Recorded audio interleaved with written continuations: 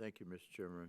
I want to thank you again and the ranking member for holding this critical hearing on medical innovation and the need to ensure that Medicare beneficiaries have access to treatments and cures being developed for patients in need, particularly those who have debilitating, life-threatening diseases that no alternatives exist.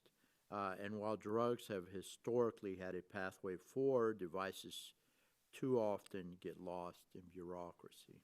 That's why I'm proud to help lead the Ensuring Patient Access to Critical Breakthroughs Products Act, H.R. 1691, with my bipartisan colleagues, again, Representative Cardenas, Winstrup, Delbeni, and of course, our chair, Mr. Carthy, and our ranking member, Ms. Ashew. Our bill will provide a statutory pathway for Medicare coverage for medical devices approved by the FDA under the Breakthrough Devices Program.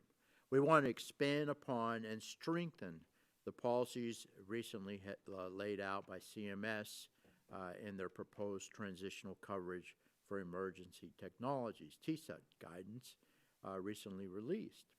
But I would be remiss if I didn't express disappointment that TSET doesn't go further and only expands Medicare access to only a small number of innovative devices under the existing national coverage determination pathway compared to the now repealed MCIT rule.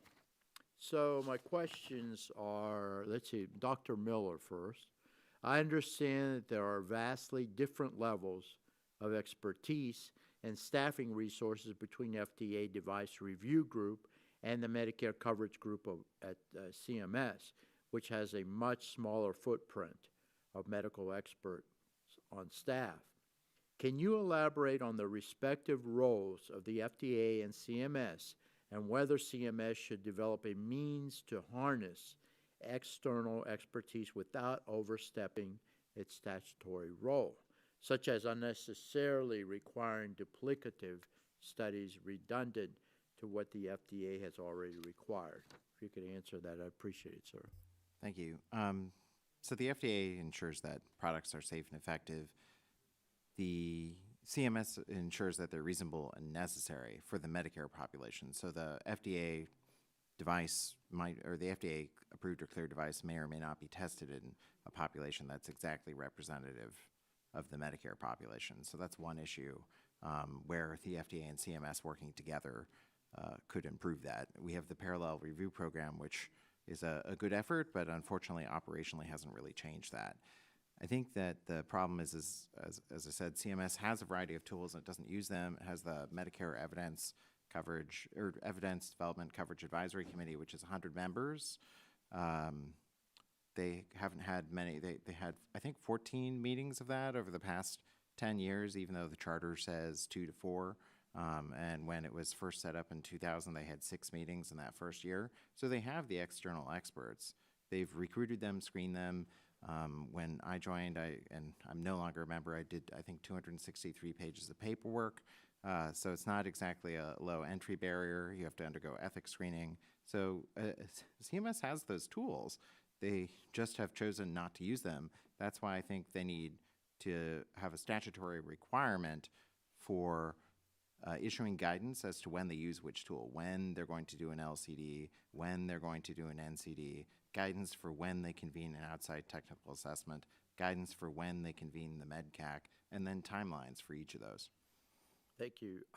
Along similar lines in the policies being put in place by CMS with TSET, there are also bipartisan concerns surrounding the NCD for beta amyloid reduction treatments for Alzheimer's disease. Ms. Wronski, you mentioned in your testimony that the coverage with evidence development, CED determination, that CMS has decided for a fully FDA-approved drug has never been put in place before. Can you speak to the need for CMS to reconsider putting up these barriers and replace it with the NCD that makes patient access as easy as possible when it's medically necessary?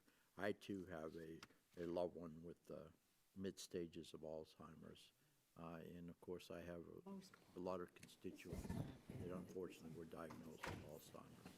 If you could answer, I appreciate it. Thank you, Congressman, for the question, and we appreciate your support on the issues as well. I think I just need you to repeat the question one more time. I'm sorry. No, that's okay. Okay. Well, we're time's Can you past speak to time. the need for? Hey, Mr. Miller, we're about to have 30 seconds over time. Can we pick it up? All right, I'll actually. Thank you, submit it for Congressman. the record. I appreciate it very much. I yield back. Thank you.